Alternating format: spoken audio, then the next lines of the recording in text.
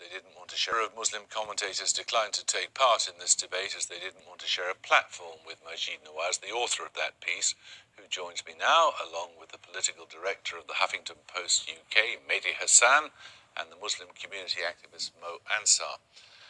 You're not going to sit there and say that you didn't expect people to be offended when you tweeted that cartoon.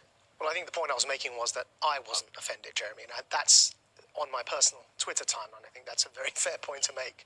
But you knew people would be offended when it went out there. I think some people would be offended. I can't speak for the 2.7 million Muslims that are in the UK, nor can I speak for the 1.5 billion Muslims across the world. The petition that was set up only gained 1% of this country's Muslims as signatures. So I think it's fair to say that actually most Muslims weren't bothered by it. You knew what you did was offensive to many people. Some people. Yeah, 1% of this country's Muslims signed a petition asking for my deselection in Hampstead and Kilburn.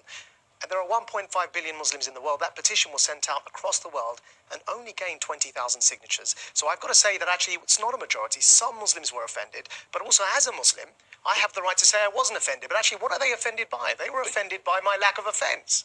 But you knew people would be offended by it. Some people, yes. Yeah.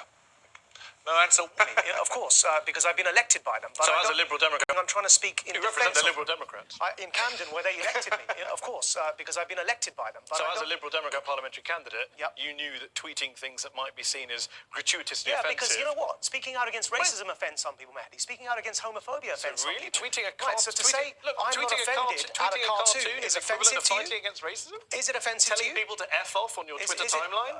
Potential constituents? Yeah, I think you've done that too. Is it offensive to you? I'm not standing for Parliament, Majid. Is it offensive to you that I tweeted that cartoon? Is it offensive to me? Yes, is it? Yeah, I do find it offensive. I didn't sign the petition. It's interesting you talk about... You find the cartoon offensive? I find cartoons about the Prophet offensive. But you know what? To be honest, Majid, I didn't sign the petition and I didn't speak out on that issue. Please explain what's offensive about that cartoon. Majid, let me speak. Yeah, I'm asking you. You've had a 6-minute film. Can I speak for a second? Yeah, I don't really care about the cartoons. The cartoons were you attention-seeking, being provocative, gratuitous, whatever you want. Majid, can I finish a point? My problem, Majid, is that as Mo pointed out, and as a lot of journalists don't point out, you have a long history of upsetting people in the Muslim community in a gratuitous manner. That is the real issue that a lot of people don't recognise. What you found offensive about the cartoon? Oh, I find offensive about the cartoon that in Islam you don't normally depict the Prophet. When you do depict the Prophet, you don't depict him in bed with another Prophet. You don't depict him.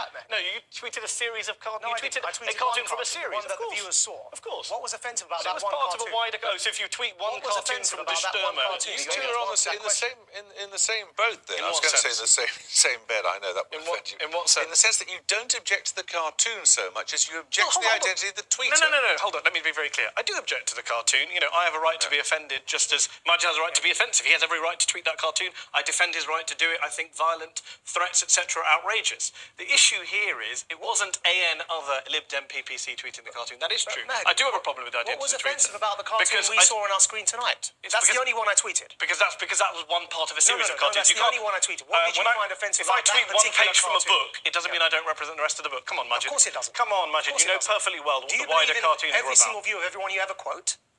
What? Do you believe in every single view of everyone you ever quote? I'm not here to debate the cartoon. Right, you can debate it with Mo. I don't even care about the cartoon. Well, you clearly do, because you found it offensive. I do find it offensive, but I didn't sign the petition. I'm wondering why. I think it was a mistake for people to go after you over the cartoons. I think they should have gone after you because your organisation for the past 6 years has demonised and tried to discredit mainstream Muslim organisations and people like the Muslim Council of Britain. Let me ask you, finish the point, Jeremy, because he's given a very long film here in which he talks about community leaders. There's a very interesting point he made about community leaders.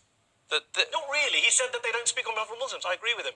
No community leader I've ever met has claimed to speak on behalf of all Muslims. You think I've got a right to tweet the cartoon and you agree with my film? What's the debate? I agree with your film because it's a series of straw men. For you to come along and say that you're this great dissenter and reformer speaking out against Muslims. You did in the film, and the reason Newsnight invited you on here is to give that impression. There are people with actual grassroots support in the British Muslim community who are fighting for gender rights, who are fighting against extremism, who are fighting to have debates about religion. Majid, sadly, with great respect, very intelligent guy, very articulate, doesn't speak for them. It has zero credibility in the Muslim community, is loathed by many Muslims because he goes around demonising mainstream Muslim organisations as supporters of Al-Qaeda. He goes around taking government money and parroting the government line on extremism. He goes around promoting ex-leaders of the EDL. All right, I want to bring in Mo Ansar, who's been very quiet.